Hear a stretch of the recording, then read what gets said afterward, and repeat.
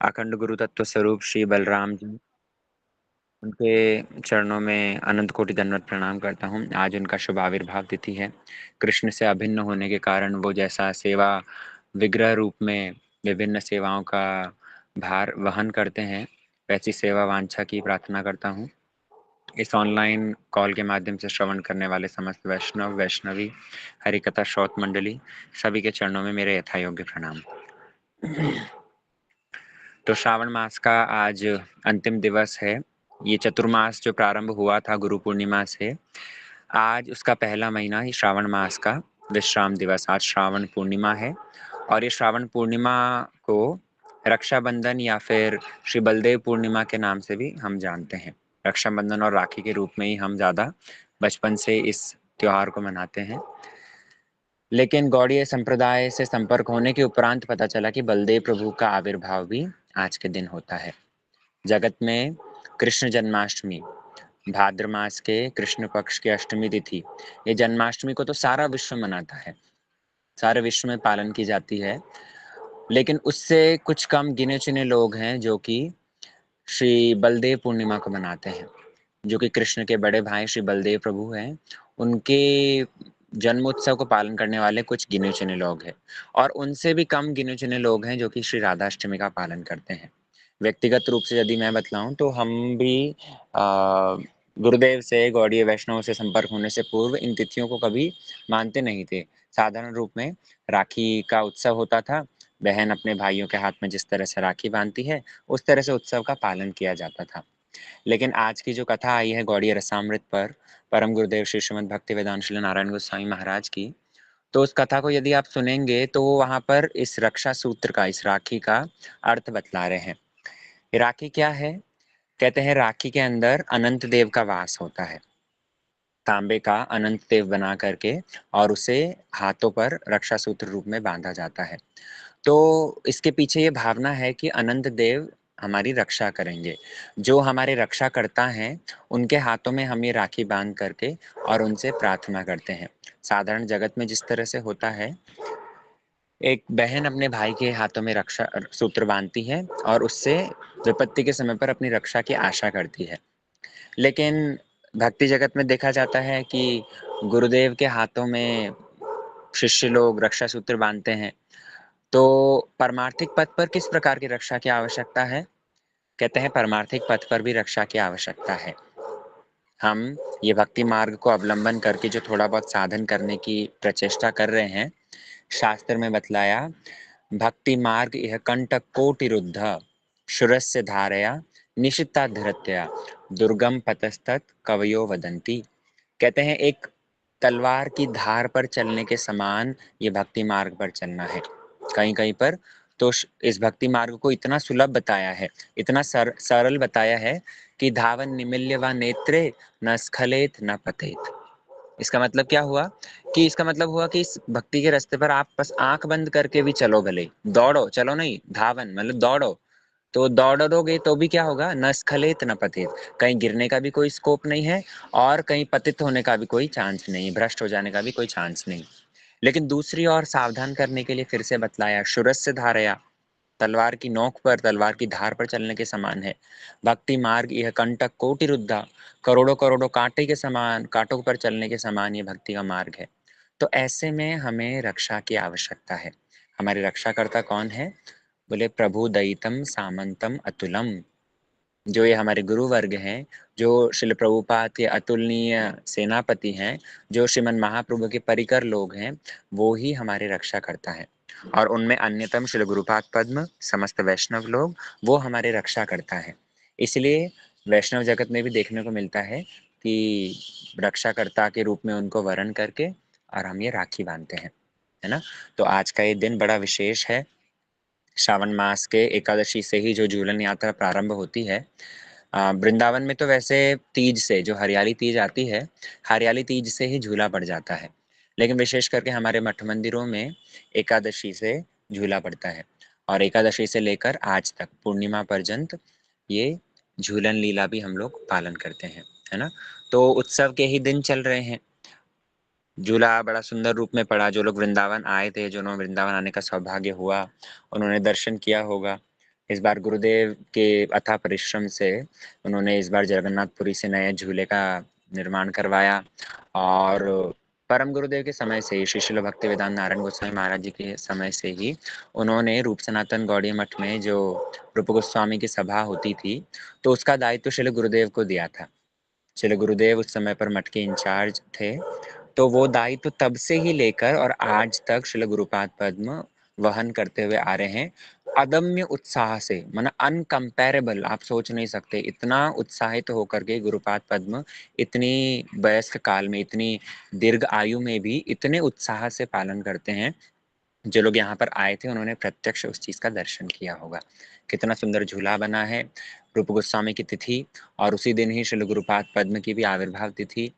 तो कैसा उनके अंदर सेवा का उत्साह है, कैसा उनके अंदर इस झूला को लेकर के उत्साह है, वो हम सभी के लिए प्रेरणा स्रोत है, प्रेरणा स्वरूप है। और उसके बाद में आज के दिन धीरे धीरे धीरे ये होता है, एकादशी के दिन लोग आते हैं, आना आना मठ भरना चालू होता है। द्वादशी रूप गोस्वामी की तिथि, गुरुदेव की आविर्भाव तिथि, बहुत लोग होते हैं। फिर त्रयोदशी के दिन लोग जाते रहते हैं, कम होता है। चतुर्दशी, इस बार तो चतुर्दशी लोप हो गई है, तो 4 दिन का ही उत्सव था, तो और कम होते हैं। और पूर्णिमा के दिन तो वही गिने चुने लोग रह जाते हैं। लेकिन गुरुदेव का तब पर भी उत्साह बड़ा ही दर्शनीय है। आज बलदेव पूर्णिमा के दिन सवेरे से ही हम यहाँ वृंदावन में मठ में कथा कीर्तन, अभिषेक सब दर्शन कर रहे हैं। और श्री बलदेव जी का तत्व, आज की जिन लोगों ने कथा सुनी होगी गौड़ीय रसामृत पर, तो बलदेव तत्व को विगत 2 दिनों से परम गुरुदेव बता रहे हैं। हम तत्व कथा ज्यादा नहीं सुनेंगे क्योंकि वो थोड़ा सा बोरिंग हो जाता है, लेकिन हमारे लिए, हम जैसे अत्यंत निम्न अधिकार वाले लोगों के लिए बलदेव प्रभु का क्या स्पेसिफिक रोल है, वो थोड़ा सा समझ लेने से अच्छा होगा। ये बलदेव प्रभु कौन है? ये कृष्ण के बड़े भाई हैं। जो रामलीला में लक्ष्मण जी थे, वो ही बलदेव प्रभु रूप में आए हैं। रामलीला में वो छोटे भाई के रूप में आए थे, सेवक अभिमान रख करके राम जी की हर क्षण सेवा करते थे। और राम जी का बल श्री लक्ष्मण जी के साथ में ऐसा घनिष्ठ संबंध था कि राम जी लक्ष्मण जी के बिना रह नहीं सकते थे। इसी के कारण ही राम जी लक्ष्मण जी को वनवास में भी लेकर गए। आप लोग यदि वाल्मीकि रामायण अध्ययन करेंगे तो उसके अंदर वर्णन आता है कि किस प्रकार लक्ष्मण जी जो हैं वो विशेष धर्म का पालन करते हैं। वो विशेष धर्म क्या है? बोले भगवान, जागतिक धर्म जैसे पिता माता की सेवा, राज्य का धर्म इत्यादि धर्मों को लक्ष्मण जी ज्यादा तवज्जो नहीं देते, उसको ज्यादा महत्व नहीं देते हैं। उनका विशेष आग्रह किस पे है? बोले प्रभु राम की संतुष्टि किस में है। इसीलिए राम जी का भी उनके प्रति इतना आग्रह है कि राम जी उनके बिना नहीं रह सकते। राम जी लक्ष्मण जी को वन में अपने साथ लेकर जाते हैं। लेकिन उस लक्ष्मण देह को धारण करने के बाद में राम जी द्वारा कई सारे ऐसे आदेश उनको पालन करने पड़े जिनकी उनकी इच्छा नहीं थी। जैसे सीता जी के लिए अग्नि परीक्षा प्रस्तुत करना, सीता जी को गर्भवती अवस्था में वनवास में छोड़ देना। तो ये सारी चीजों से लक्ष्मण जी असंतुष्ट थे। यद्यपि राम जी की आज्ञा है और वो सब जानते हैं, लेकिन उन्होंने थोड़ा असंतोष प्रकाश किया। और इसलिए उस समय पर मानो लक्ष्मण जी ने प्रण लिया कि अब जब मैं आऊंगा तो मैं छोटा भाई बनकर नहीं, बड़ा भाई बनकर आऊंगा, ताकि इनका आदेश पालन ना करना पड़े। तो इसीलिए उन्होंने क्या किया, कृष्ण लीला में बड़े भाई के रूप में आए हैं। और बड़े भाई के रूप में आए तो हैं, लेकिन एक ही स्वरूप दोहे भिन्न मात्र काय, आद्य काय व्यूह कृष्ण लीलार सहाय। ये कौन है? बोले ये एक ही स्वरूप है। कृष्ण और बलराम जी में कोई फर्क नहीं है, दोनों एक ही स्वरूप है।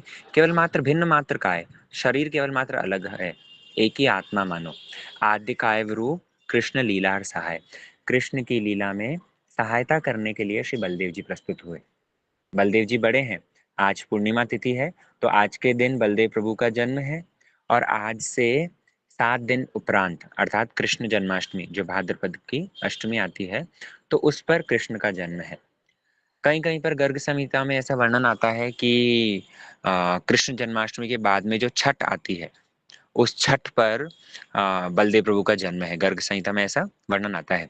लेकिन हमारे जीव गोस्वामी पाद और अन्य अन्य गोस्वामियों ने विचार किया कि यदि कृष्ण का जन्म अष्टमी को है और बलदेव प्रभु का जन्म उसके बाद वाली छठ को है, तब तो फिर बहुत डिफरेंस आ गया। क्या उनके बीच में क्या साल भर का फ़र्क था?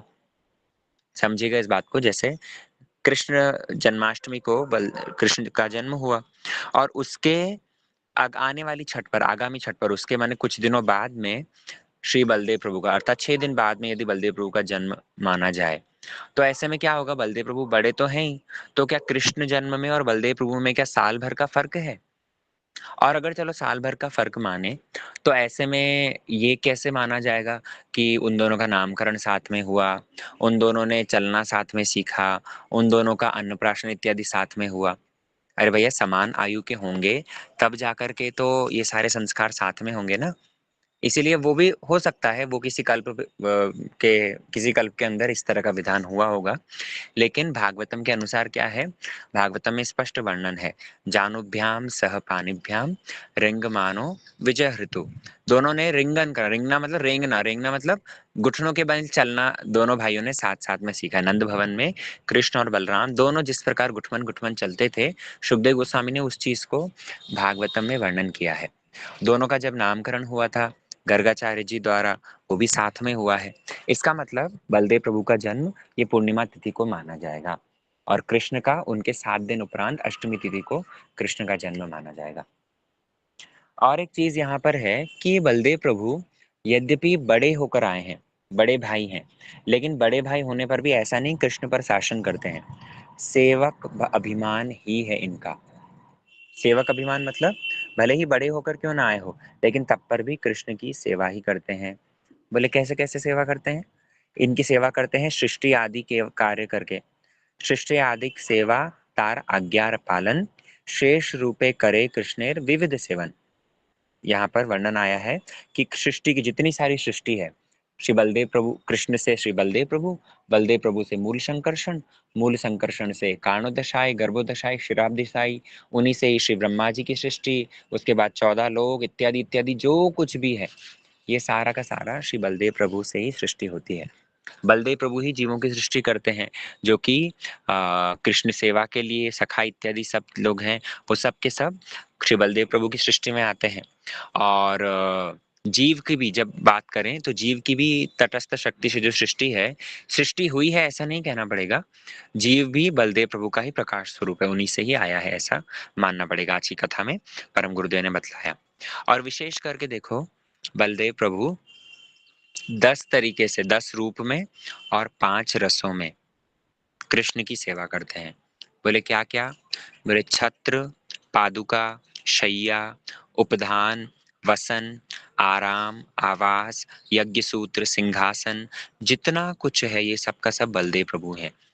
छत्र अर्थात कृष्ण का छाता, पादुका कृष्ण की चरण पादुका, शैया उनका बिस्तर, यज्ञ सूत्र उनका जो जनेऊ है, सिंहासन कृष्ण जिस सिंहासन पर बैठते हैं, वसन कृष्ण के जो वस्त्र हैं, ये सब का सब बलदेव प्रभु ही है।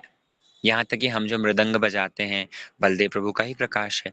हम जो कांसर इत्यादि यंत्र व्यवहार करते हैं, बलदेव प्रभु का ही प्रकाश है। तो इन सब रूपों में बलदेव प्रभु कृष्ण की सेवा करते हैं। और 5 रसों में भी शांत, दास्य, सख्य, वात्सल्य और मधुर, ये जो 5 रस बतलाए हैं, इनके अंदर भी बलदेव प्रभु की ही सेवा है। यहाँ पर बड़े होने पर भी बलदेव प्रभु का जो सेवा भाव है, वो सेवा भाव लक्ष्य करने वाला है। कभी कभी ऐसा देखने को मिलता है कि कुछ बड़े प्रतिष्ठा पर आ जाने पर हमें अभिमान आ जाता है और अभिमान के कारण हम सेवा नहीं करना चाहते। लेकिन बलदेव प्रभु बड़े भाई होने पर भी कृष्ण की सेवा में हमेशा रत रहते हैं और अन्यों को भी कृष्ण की सेवा की शिक्षा ही देते हैं। बलदेव प्रभु है कौन? ये बलदेव प्रभु अखंड गुरु तत्व है। अखंड गुरु तत्व मतलब ये बलदेव प्रभु से ही सभी गुरुओं का एक्सपेंशन होता है, समस्त गुरुओं का प्रकाश है। जितने भी जगत में सदगुरु देखने को मिलते हैं, वो सब के सब बलदेव प्रभु का ही प्रकाश है। आज इसलिए आज ना कल श्रील परम गुरुदेव का एक कोट भी आया था, जिसके अंदर वो बतला रहे हैं कि व्यक्ति अपनी चित्त वृत्ति के अनुसार ही गुरु प्राप्त करता है। इस चीज को थोड़ा सा समझिएगा।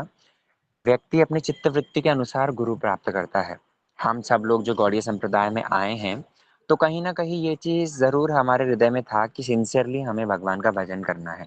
हम निष्कपट रूप में सांसारिक प्रलोभन को इतना ज्यादा महत्व ना दे करके और शुद्ध भक्ति की तरफ हमारा कुछ इंक्लिनेशन रहा होगा, जिसको देख कर के ही कृष्ण ने हमारे लिए एक सद्गुरु की व्यवस्था करी। जो व्यक्ति कपटता, दंभ इत्यादि का आश्रय लेकर के और सांसारिक वस्तुओं की कामना करता है, मुक्ति, भुक्ति इत्यादि की कामना करता है, तो ऐसे व्यक्ति के पास में कृष्ण किसी ठग गुरु को ही भेज देते हैं। क्योंकि जैसी उसकी चित्तवृत्ति, वैसे व्यक्ति का आश्रय वो प्राप्त करेगा। और दोनों भंड, लोभी गुरु, लालची चेला, दोनों नरक में ठेलम ठेला। लेकिन जिस व्यक्ति की चित्तवृत्ति शुद्ध है, आप आज ना कल का कोट है, आप देख लीजिएगा, एक्सप्लोर करके मिल जाएगा। तो उसके अंदर परम गुरुदेव बतला रहे हैं कि जिस व्यक्ति की चित्तवृत्ति थोड़ी शुद्ध है, ऐसे समय पर उसके सिंसियर एफर्ट्स देख करके और कृष्ण एक सद्गुरु को भेज देते हैं। फिर सद्गुरु के मार्गदर्शन में जो थोड़ी बहुत सांसारिक कामनाएं, वासनाएं, लाभ, पूजा, प्रतिष्ठा की जो इच्छा उसके हृदय में है, वो भी धीरे धीरे परिमार्जित होती है। और होने के बाद में शुद्ध भक्ति क्या है वो उसे पहचान पाता है और उसे करने के लिए साधन करता है। इसीलिए ये बलदेव प्रभु का ही प्रकाश स्वरूप है। जितने सदगुरु हैं, असदगुरुओं की बात नहीं करी गई। सब गुरु जो हैं वो बलदेव प्रभु का ही प्रकाश है, ऐसा नहीं मानना पड़ेगा। वो ही गुरु, वो ही सदगुरु जो अपने शिष्य को भजन करने की शिक्षा दे, कृष्ण सेवा करने की शिक्षा दे, वे ही बलदेव प्रभु के प्रकाश स्वरूप हैं। क्योंकि जगत में तो ऐसे कई सारे गुरु हैं, जो कई सारे लोग हैं जो कि गुरु सजकर बैठे हुए हैं। तो क्या सबको बलदेव प्रभु का प्रकाश मानना पड़ेगा? नहीं। गुरुदेव बतलाते हैं कि जो व्यक्ति बलदेव प्रभु के समान आदर्श आचरण प्रस्तुत करता है, वो व्यक्ति ही बलदेव प्रभु का प्रकाश है। नित्यानंद प्रभु, श्री बलदेव प्रभु ये करते क्या है? ये श्री कृष्ण की, श्रीमन महाप्रभु की सेवा करते हैं। नित्यानंद स्वरूप धारण करके श्रीमन महाप्रभु की सेवा करते हैं, बलदेव स्वरूप धारण करके श्री कृष्ण की सेवा करते हैं। तो ऐसा सेवा आदर्श जिस सदगुरु में देखने को मिलता है, वो ही बलदेव प्रभु का प्रकाश है।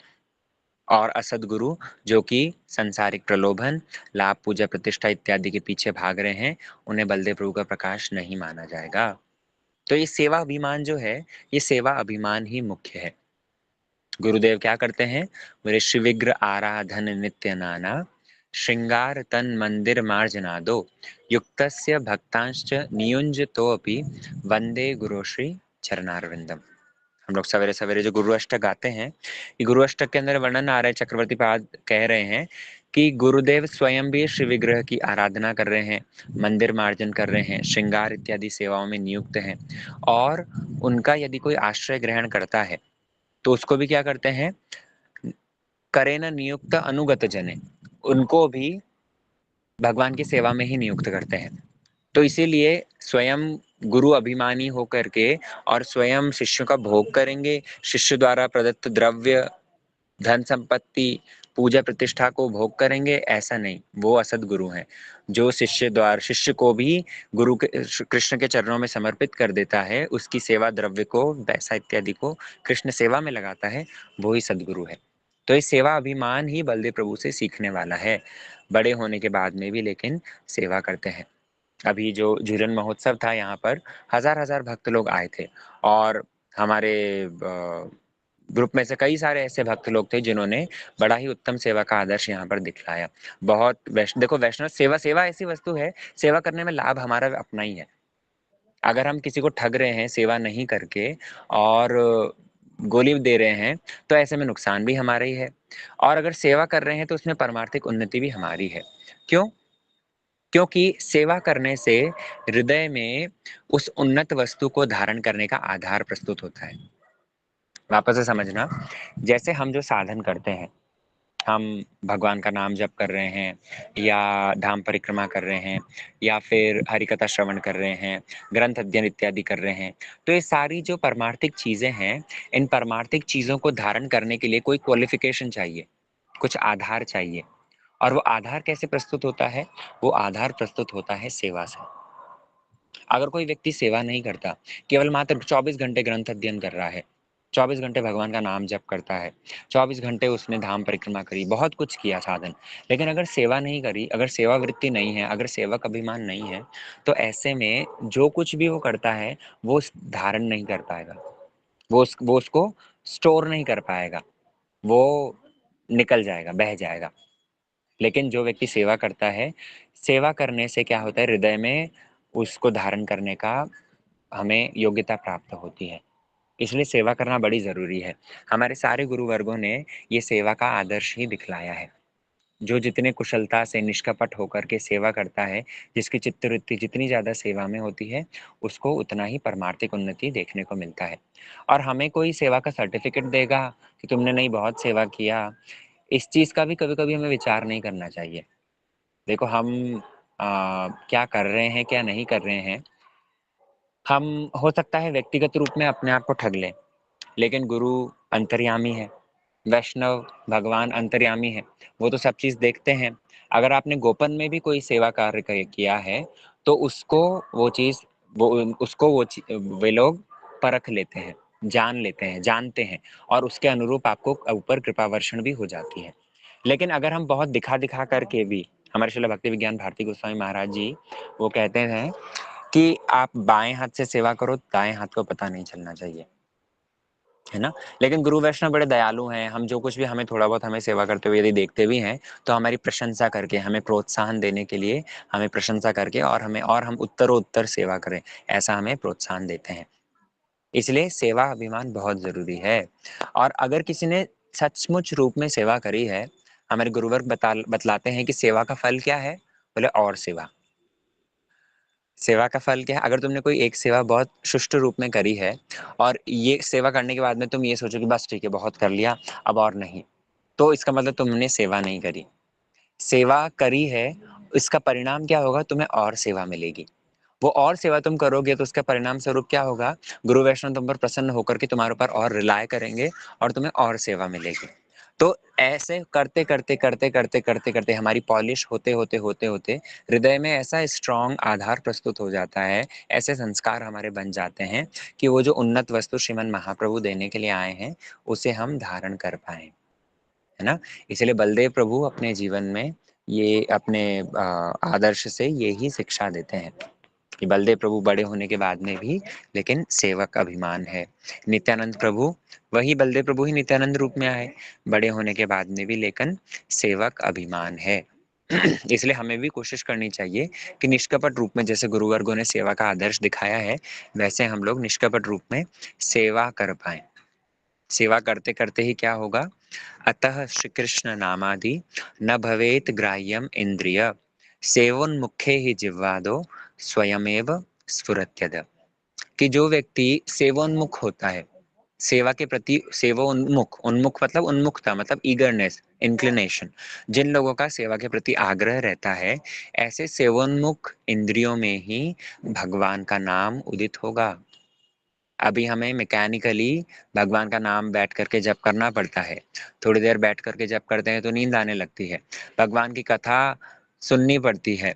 भगवान की लीलाओं स्थलियों पर जा कर के और बड़े परिश्रम से वहाँ पर हमें सब चीज़ करना पड़ता है।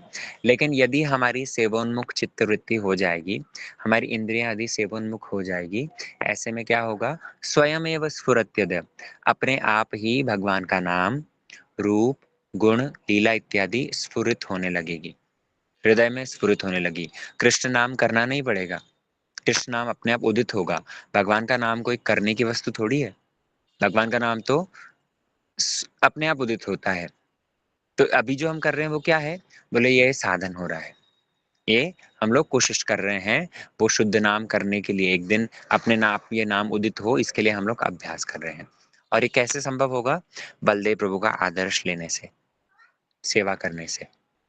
ये बलदेव प्रभु ने कृष्ण लीला में बहुत ज़्यादा सहायता करी है। विभिन्न स्थानों पर श्री बलदेव प्रभु का सहयोग कृष्ण लीला में देखने को मिलता है। बलदेव प्रभु ने विशेष करके 2 असुरों को मारा, है ना? प्रलंबासुर और गर्दभासुर। ये जो धेनुकासुर था, ये इन दोनों को बलदेव प्रभु ने हम लोग ब ब्रजमंडल परिक्रमा के समय पे जाते हैं तालवन। यदि आप लोग कोई गए हो, आप लोग को स्मरण हो, तो तालवन में वहाँ बड़े सुंदर-सुंदर बड़े-बड़े ताल के वृक्ष थे। तो वहाँ पर जो गधा, कंस का ही अनुचर ये धेनुकासुर ये रहता था और इसको श्री बलदेव प्रभु ने मारा। ये गधा जो होता है, आज की कथा में श्रील परम गुरुदेव कह रहे हैं, गधा चालाक नहीं होता, गधा मूर्ख होता है। और क्या मूर्खता है एक जीव के, एक साधक के हृदय में क्या मूर्खता विराजमान रहती है? बोले कृष्ण भजन नहीं करना ही सबसे बड़ी मूर्खता है। एक जीव के हृदय में जो मूर्खता है, उस मूर्खता का परिचय कैसे मिलता है? बोले वो कृष्ण का भजन नहीं कर रहा, कृष्ण से विमुख है, कृष्ण नाम जप नहीं करता, कृष्ण भक्तों की सेवा नहीं करता, यही उसके विमुखता का परिचय है। तो जब एक जीव कृष्ण विमुख है, ये उसकी मूर्खता का परिचय मिलता है, ऐसे में बलदेव प्रभु उसे मारते हैं। बलदेव प्रभु वो अखंड गुरु तत्व हैं और वो उसे मारते हैं। रेणुकासुर का वध करके बलदेव प्रभु ने ये शिक्षा दी। दूसरा असुर जो बलदेव प्रभु ने मारा है, वो है श्री प्रलंबासुर। प्रलंबासुर कौन था? बोले ये भी कंस का अनुचर ही था। भांडीर वन में एक समय पर जब कृष्ण और बलराम ये दोनों खेल रहे थे, तो ये प्रलंबासुर ने क्या किया? कपटता का आश्रय लिया। वेश बना करके, एक सखा का वेश बना करके और आ गया। और आकर के इसने क्या किया है? वहाँ पर सखाओं के खेल में पार्टिसिपेट किया। 2 दल हो गए, एक में एक तरफ कृष्ण थे, एक तरफ बलराम थे। प्रलंबासुर मन ही मन सोच रहा था कि हम इनको मार तो सकते नहीं, क्योंकि मेरे से पहले बहुत सारे असुर आए हैं और कोई मार नहीं पाया, तो अच्छा यही होगा कि मैं इसको पकड़ करके और ले जाऊं कंस के पास में, कंस इसे मार देगा। तो उस समय पर प्रलंबासुर ने एक सखा का वेश बनाया। जो टीम हार गई, ऐसे में दूसरी टीम को क्या करना था? कंधे पर बिठा करके उनको ढोना था। तो यहाँ पर बलराम जी को श्री प्रलंबासुर ने अपने कंधे पर बिठाया। उवाह कृष्ण भगवान प्रलंबारो विराजते। भागवतम में वर्णन आया है कि कृष्ण अपने सखाओं के साथ में खेल रहे थे। उस समय पर प्रलंबासुर को श्री बलराम जी ने उठाया और बलराम जी ने उठा करके बलराम जी प्रलंबासुर के कंधे पर बैठे, अर्थात प्रलंबासुर ने बलराम जी को उठाया। और उसके बाद में भांडीर वन की जो सीमा तक जहाँ कंधे पर बिठा करके लेकर जाना था, तो वहां ले जाते, लेकिन क्या हुआ? प्रलंबासुर और जोर जोर से भागने लगा और भागते भागते सीमा से भी बाहर जाने वाला था। तो उसी समय पर बलराम जी तो समझ गए, कृष्ण को इंगित करके, और उन्होंने बलराम जी ने प्रलंबासुर को मुक्का मारा। बहुत जोर से जब मुष्टि का प्रहार किया है, तो उसी समय पर प्रलंबासुर वहीं पर मर गया। अभी प्रलंबासुर क्या है? ये प्रलंबासुर ही कपटता का प्रतीक है। ये कपटता का प्रतीक है। ये जो कपटता का ही प्रतीक माना जाएगा प्रलंबासुर को, क्योंकि भक्तिनाथ ठाकुर ने ये सारी बातें बतलाई है अपने ग्रंथ में। ये प्रलंबासुर ने जिस प्रकार कपट वेश धारण करके और कृष्ण का सखा बन करके आया था, ऐसे ही कभी कभी शिष्य कपटता का आश्रय लेकर के गुरु वैष्णव को ठगने की कोशिश करता है। भक्तिनाथ ठाकुर ऐसे में कहते हैं कि एक गुरु उस कपटता को पहचानने में सक्षम है। गुरु से, क्योंकि बलराम जी कौन है? अखंड गुरु तत्व है। प्रलंबासुर प्रलंबारी है, प्रलंबासुर को मारने वाले हैं। तो बलराम जी ने जिस प्रकार प्रलंबासुर को मारा है, ऐसे ही अखंड गुरु तत्व स्वरूप में प्रलंबासुर को मारते हैं। और उन्हीं के ही प्रकाश स्वरूप जो सदगुरु हैं, वो एक शिष्य के हृदय में जो कपटता विराजमान है, उसका खंडन करते हैं। एक शिष्य बाहर से तिलक धारण करके, धोती पहन करके और गुरुजी के सामने अपने आप को ठीक बतलाता है, लेकिन अंतर्यामी स्वरूप गुरुदेव सब चीज जानते हैं और उसके हृदय की कपटता को पहचान करके उसको खंड विखंड करते हैं। इसीलिए जो व्यक्ति कपटता का आश्रय लेता है, उसका कभी भी कल्याण नहीं हो सकता। हमारे श्रील भक्ति सिद्धांत सरस्वती ठाकुर प्रभुपाद कहते हैं कि लाख लाख जन्मों तक पशु योनि में, कीट योनि में, वृक्ष योनि में जाना ज्यादा लाभान्वित है, लेकिन कपटता का आश्रय लेकर के जीवन निर्वाह करना, वो कपटता का आश्रय लेकर के और जीवन निर्वाह करने की बजाय लाख लाख योनि पशु योनि में चले जाओ। अरे पशु योनि में जा करके पुनः जब मनुष्य जीवन प्राप्त होगा, निष्कपट होकर के यदि भजन करने की थोड़ी बहुत भी प्रचेष्टा करी, परमार्थिक मंगल होगा। लेकिन अगर कपटता का आश्रय लेकर के और गुरु वैष्णव को ठगने की कोशिश करी, तो ऐसे में तो वंचना ही होगी, अधोपतन ही होगा। इसलिए श्री बलराम जी ने इन दोनों असुरों को ब्रज में मारा। मथुरा जाने के उपरांत भी बलराम जी के बहुत सारा इतिहास है, किस प्रकार वो कृष्ण की जो रुक्मिणी विवाह हुआ है, शादी में सहायता करते हैं, किस प्रकार उन्होंने जरासंध के साथ में जब युद्ध था उस समय पर भी सहायता करी। बहुत विस्तार है भागवतम के अंदर, कई सारे स्थानों पर कृष्ण की किस प्रकार ब्रज के अंदर भी जब कालिया को मारा तो उस समय बलराम जी का कैसा रोल था। तो उन्होंने सब समय ही कृष्ण सेवा का आदर्श प्रस्तुत किया है ना। तो इन बलराम जी के आज उनकी तिथि है, उनसे प्रार्थना करनी चाहिए हमें कि उन्होंने जिस प्रकार प्रलंबासुर को मारा है, उसी प्रकार हमारे हृदय में जो कपटता विराजमान है, जो मेरे हृदय में कपटता विराजमान है, गुरु वैष्णवों के सामने भी हम ये कपट आचरण दिखा करके और उनको ठगने की कोशिश करते हैं, तो इस कपटता का श्री बलदेव प्रभु श्री गुरुपाद पद्म खंडन करें, उसको हनन करें। और उन्होंने जैसा सेवा आदर्श, कृष्ण सेवा आदर्श अपने जीवन में दिखाया है, वैसा सेवा आदर्श हमारे अंदर भी प्रतिफलित हो। कृष्ण सेवा तो हम क्या करेंगे, अंततः गुरु सेवा वैष्णव सेवा से प्रारंभ हो, बाद में कभी कृष्ण सेवा की योग्यता हमें प्राप्त होगी, लेकिन ये सेवामय जीवन जो उनका है, वैसा सेवामय जीवन हमारा भी हो जाए, ऐसी उनसे प्रार्थना करनी चाहिए। गुरुदेव कहते हैं कि जन्मतिथि के ऊपर वो व्यक्ति बड़ा प्रसन्न होता है। आज बलराम जी की जन्म तिथि है, उनसे यदि हम ये प्रार्थना करें कि उनका सेवामय आदर्श हमारे जीवन में प्रतिफलित हो, तो निश्चित रूप में वो कृपा करेंगे और हम भी अपने भक्ति मार्ग पर साधन भजन करने के लिए उत्साह प्राप्त करके अग्रसर होंगे। यही कह करके वाणी को विराम देता हूँ। गौर प्रेमानंदे, हरि हरि बोल।